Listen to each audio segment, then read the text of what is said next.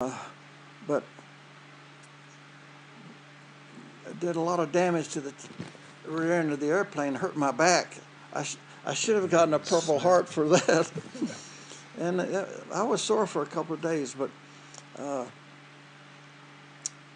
did you get out of Bentu? Did you helicopter up to Saigon?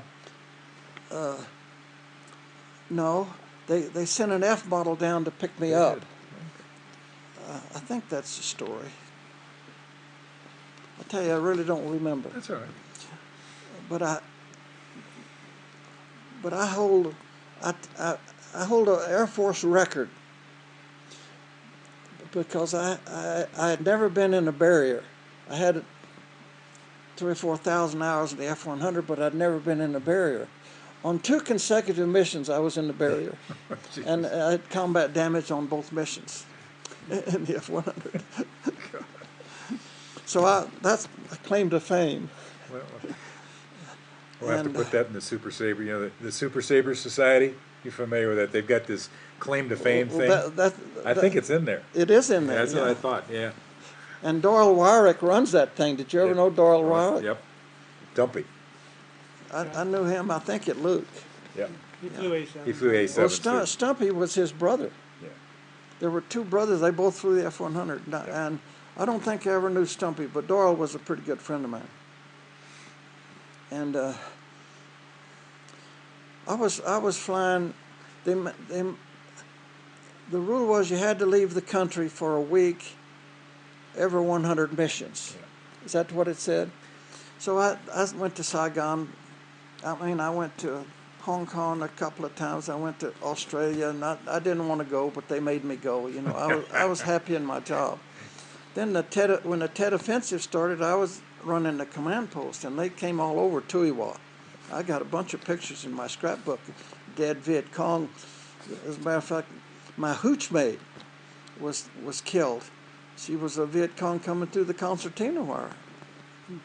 She was making my bed during the day and fighting us at night. And they came from the sea also. You know, they would come in from the water side as well as across the wire. Oh yeah, it was a big deal. The Tet Offensive was, and that's when the war really started.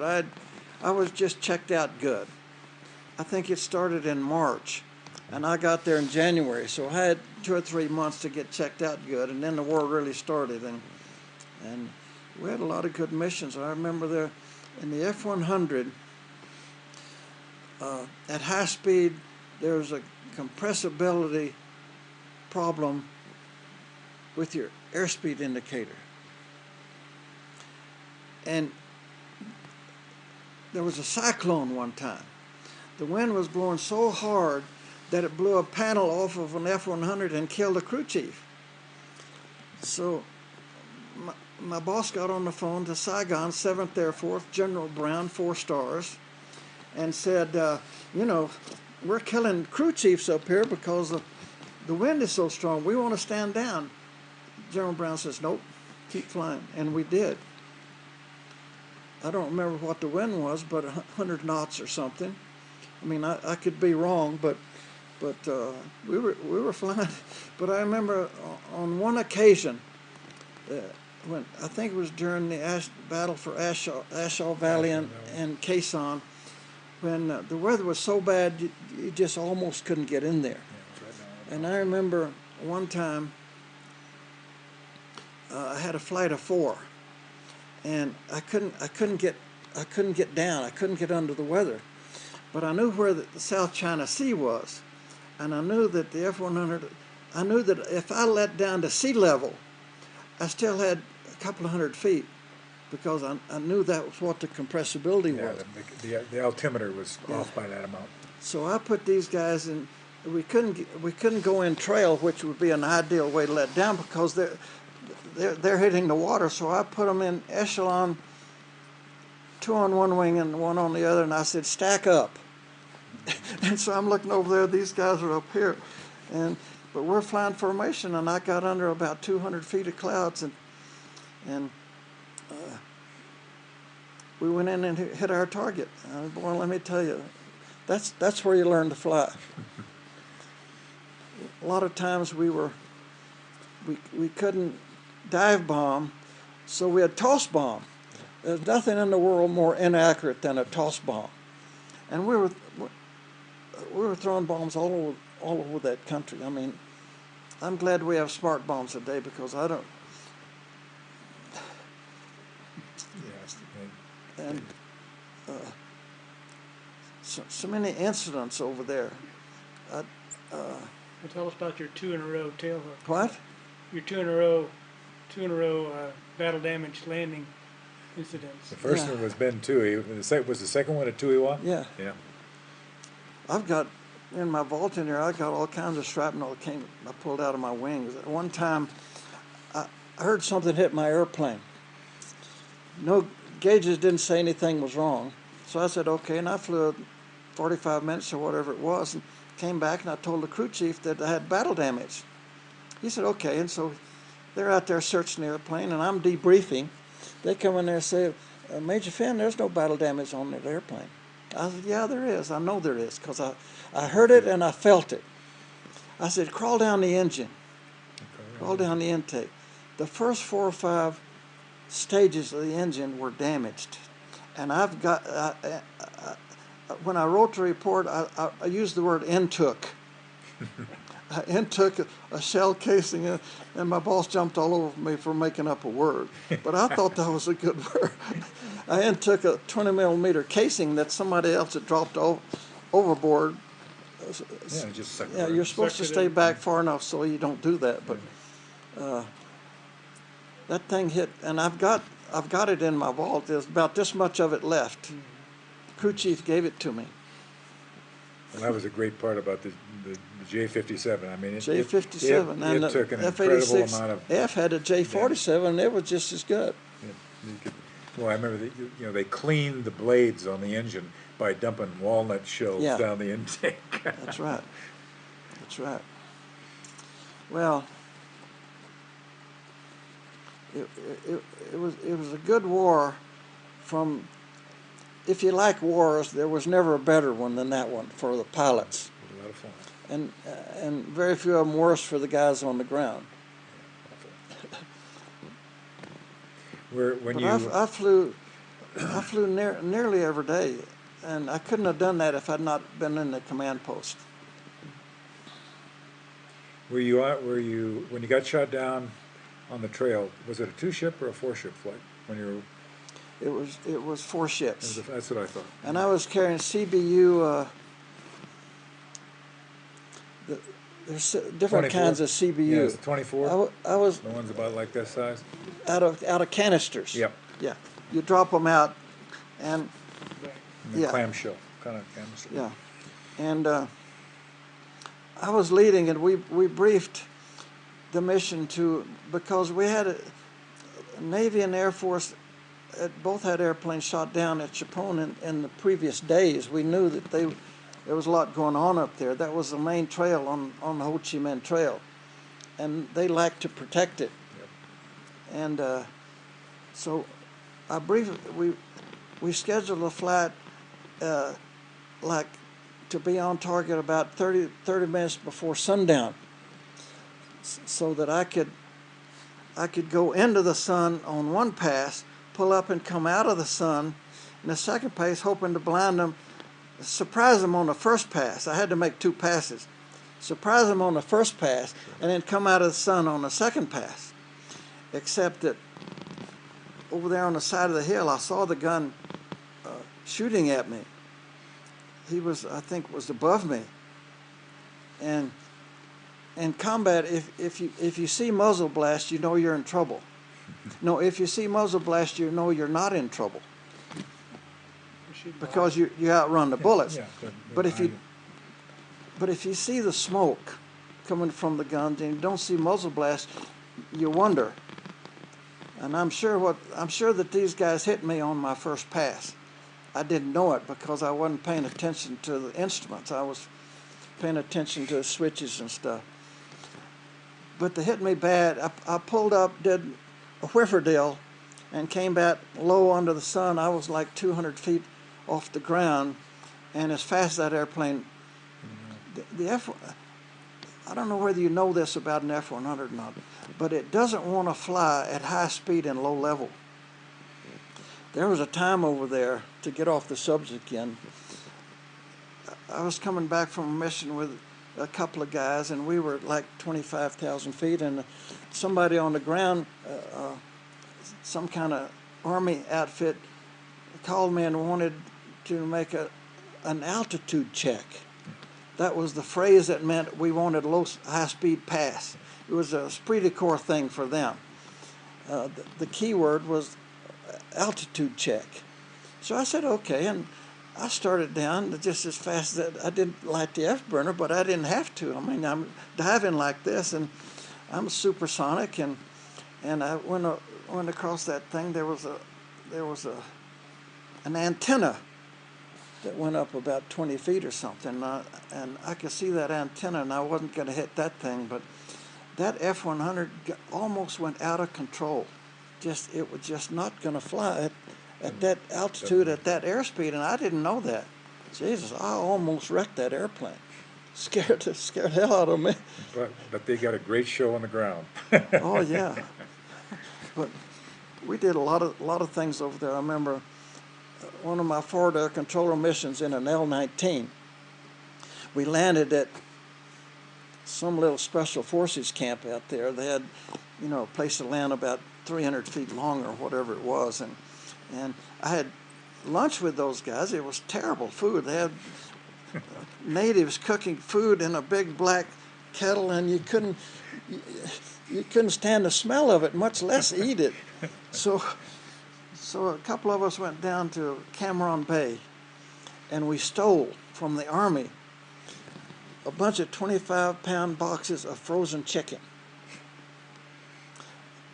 I think it was 25 pounds, but it was about, I remember we got about 10 of those things. We put them in the speed brakes and closed the speed brakes.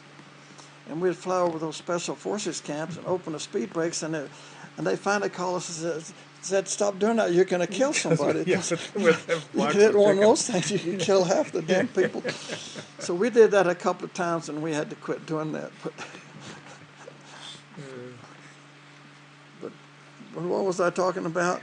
Let's see. You got hit on the initial pass with the CBU run. I think I got hit on the initial pass, but I'm not sure.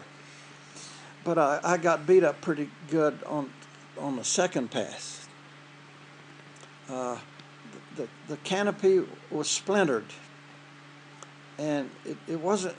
I remember there were jagged pieces of the canopy above my head here, but the canopy was pretty much gone. Lots of noise. And I could see, I'd just come off a tanker. I mean, I was full of fuel. And I could see, I don't remember the direction I was at, but I was looking at the guns over here, and I could see this fuel tank had, I don't know how many holes, but fuel was just, vapor was just everywhere. And I saw, I don't remember whether I saw red lights or yellow lights or whatever, but I saw that I was in trouble. I looked at the oil pressure, and it was pretty much gone. And I said in my debriefing that the engine was chugging. Now, I don't know how a jet engine can chug. Reciprocating engines do that, but Well, used to compressor stall. It was kind of like a chug. Remember when you pull out on the runway, it would chug. Yeah, but it's so slow. I mean, I don't remember. I remember saying in my debriefing that the engine was chugging, and I have a copy of that debriefing someplace. But I don't know what I was talking. I don't know what I was thinking when I said the engine was chugging, because I'm not sure a jet engine can chug. Everything moves so slow. But anyway, I had a lot of airspeed, and I pulled up. I finished the run, and everything was happening, lights and everything. The engine, something was going on in the engine, and I remember looking at the oil pressure was either gone or almost gone, which which didn't make a whole lot of difference, I don't think, in a jet engine. But I remember looking at the oil pressure, and it was gone. And I had some one or two yellow lights, and I had one or two red lights, which had been Prunham chamber or something. The forward air controller was a guy by the name of Swisher. Was he a Raven? Huh? Was he a Raven? Raven fact, do you remember? No. He was Covey? Covey fact? Walt. Walt. W-A-L-T. Okay. I've tried to find him, and I haven't been able to find him.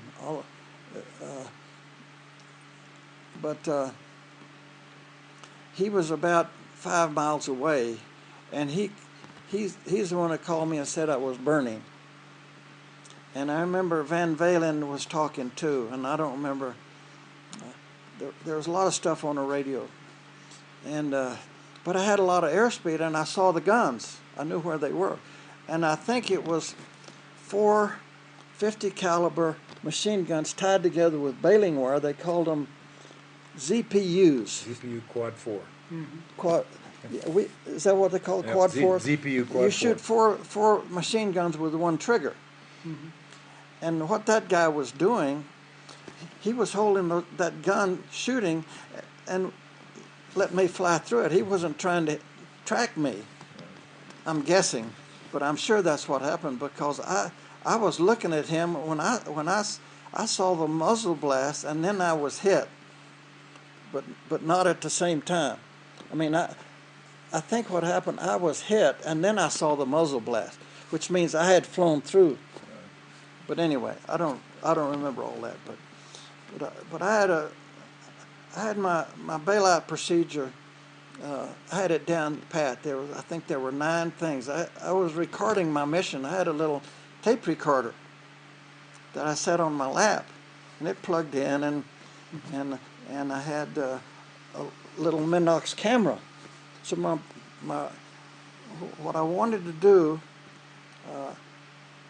When the engine quit, I knew that I was in trouble. But to go back to Ben Toohey, when the engine quit about 3 miles on final, you don't dare pull the nose up, because you block out your your utility pressure, but there's a ram air turbine back here, remember? You pull the handle, that thing flies up. I did that, and I kept looking at, I kept telling myself, if that hydraulic pressure, if the utility pressure goes down, I'm out of here. Yeah. But I watched it. I pulled that ram air turbine. I don't remember whether I pulled it. It's supposed to turn on automatically, but I don't remember now whether I pulled it on or whether it turned on automatically. But I kept watching the utility pressure, and I said, if it goes down, I'm going to punch out, because I knew I was going to wreck the airplane on touchdown. I mean, the airplane had a record of doing that, and I don't think there were any exceptions to it. But anyway, the ram air turbine was working when my engine quit at Chapone, and my engine was still running when I pulled off the target, and I knew where the guns were. But my switches, my gun switches weren't on. My CBU 34 switches, whatever those were on, and I expended that ordnance. But I knew where the guns were, but I didn't want to take my eyes off of them, off the spot. So I was fumbling for the gun switches. I knew where they were, but I wasn't. I remember it was a dilemma for me. I didn't want to take my eye off the target, but I wanted to be sure that my guns were on. So I remember that, if I'm not mistaken, there were 4 gun switches. Yeah, you could select 2 up, 2 down, or all 4. Yeah. Well, I don't remember what I had, but I think I was shooting 2 guns, but I'm not sure. Right. But anyway, I pulled around and marked the target. And I watched the bullets hit, and they were pretty close. And Van Valen wrote me a letter later and said that he saw where they were because I marked them, and he wiped them out. Did he tell you that story? Mm-hmm.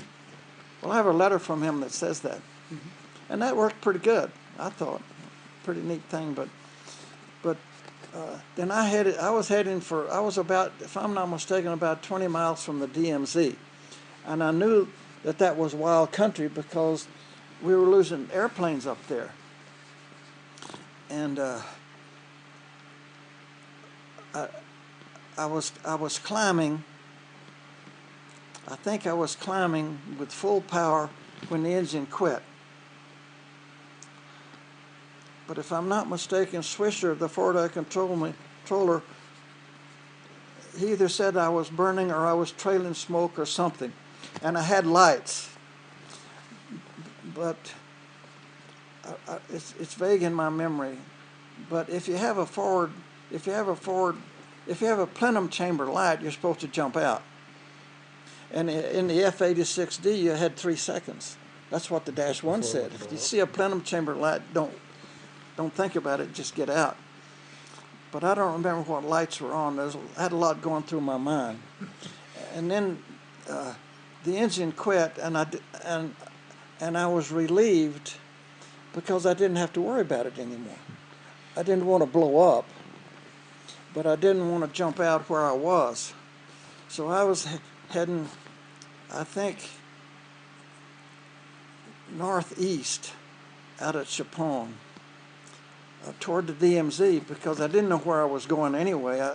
I knew I wasn't going to make the South China Sea. It was 100 miles or whatever it was, but I running through my bailout procedure. But I made up my mind that I was climbing. The engine quit, but I wasn't going to jump out at 4,000 or 5,000 feet. I wanted to jump out at 1,000 feet because I didn't want to get anybody to shoot me hanging in the parachute. But I saw what they call karst, K-A-R-S-T. We call them bluffs. They call them karst. I was going to jump out on the top of that karst, and I have a picture of the karst. When I was picked up by the low Jolly Green Giant, there was a standby Jolly Green Giant up here taking pictures of these guys pulling me up on a cable. Mm-hmm. Did you know that? Mm-hmm. I have the pic. When I went to the fighter gunnery school to debrief my rescue years later, this guy handed me the photograph. But anyway, I went through my bailout procedure, which included taking my gun camera film out of my guns, put it in my G-suit, get my Monox camera, put the strap on my hand and close the strap, take my tape recorder and throw it on the floor. And because my the canopy rail was still there, but plexiglass was gone. And I was worried that the seat wasn't going to work. So if it wasn't going to work, then I didn't want to jump out at 1,000 feet above the ground. So I pulled 1 or 2 handles, and the railing blew off.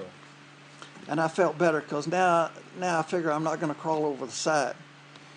So I'll wait to estimate 1,000 feet above the ground. I'm sure that I jumped out lower than that. But the rest of the procedure, you put your feet back in the stirrups, they call them, I think. Put your head back against the railing, fasten your strap, pull your visor down, close your eyes, and pull both triggers. And boy, let me tell you, I did that. And I had my eyes closed, and I didn't know what was going on, but evidently, well, you know how the ejection seat works. You're on a 37 millimeter cannon fires and blows you up. That's to get you over the tail. Then when you get to the end of the plunger or whatever it is, about 4 feet, a rocket fires. And that throws you up another 150 feet or whatever. But I had my eyes closed. And I didn't realize until later that I lost my helmet. And I know my strap was fastened, my visor was down, and I lost my helmet. And evidently the, the, the, the butt buster, or whatever they call that. Kicks you out of the seat. Yeah, threw me out of the seat, and I opened my eyes and I saw the seat. And my procedure in my mind was to take a picture of the parachute above me with my Minox camera, take a picture of the jungle below me, and get a picture of my airplane crashing. I got all 3 pictures. Oh my Wow. God. That's pretty And awesome. the airplane was full of fuel, and it hit one of those karsts about halfway up, and the biggest explosion you ever saw in your life. And I got that thing, I think, just as it exploded. And my parachute opened automatically, and I was trying to get on top of that karst because I figured there wouldn't be any enemy up on top, and that's a good place to be picked up. Mm-hmm. So, but I couldn't remember. My mind was so full of stuff that I couldn't remember which risers to pull to fly me over on top of that karst. And at the last minute, either I remembered or the wind blew me over there. But anyway, I hit that karst about, I don't know how many, 300 or 400 or 500, probably at least 400 feet above the ground. It was vertical, jagged. And the parachute hit that karst and streamed. And I don't remember hitting the rocks, but I remember I was falling, I think, horizontal. And I saw a big limb coming in a tree. And I closed my eyes and I told myself that the ball game's over. And boy, let me tell you, I bounced around, and all of a sudden, my eyes are closed and I'm doing this. I opened my eyes, parachute had caught in a tree, and I'm 18 inches above the ground. I couldn't believe it. So I unfastened the harness and I stepped out, and the first thing I thought about is, what am I going to do now? But it was in a kind of a place where it was not dense jungle. And so I took my survival kit, I unfastened the survival kit, it weighed about 50 pounds. The first thing you do when you bail out is you pull the lanyard. It's between your legs right here. I jerked it and it wouldn't come out. So I jerked it again, and the cable came off in my hand. The parachute, the survival kit, 50 pounds, is still attached to my parachute. Oh, geez. And they tell you, you're going to hurt yourself if you go into the jungle carrying that thing. So I had everything going against me. And so when I got on the ground, I had the wherewithal to unplug the survival kit and carry it over about 20, 30, 40 feet into a thick part of the jungle. I don't know whether that was important or not, but it was in my mind to do that. But it was just before dark. So I'm sitting there with that damn survival kit in a pretty dense place, and it's getting dark. I'm trying to think what to do, and I said, well, I've got to go get that parachute out of the trees. And so I started that way, and I took 3 or 4 steps, and I said, nope, it's going to be dark before I get it out, and I'm not going to be able to find my way back to my survival kit. And so I didn't pull it. I don't know that I could. But anyway, all sorts of things were going through my mind, and